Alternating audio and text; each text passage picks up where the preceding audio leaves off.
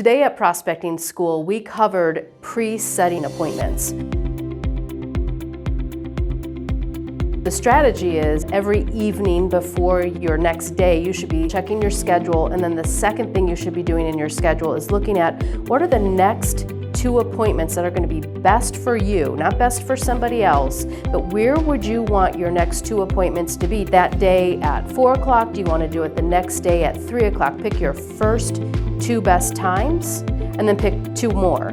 That way, when you're setting your appointments and you're saying what works best for you, tomorrow at 6 or Friday at 6, you're saying the same dates over and over. You're consistent, and if those first 2 don't work, you have 2 more alternatives. Before you start prospecting, you should always know what your next 2 appointments are going to be.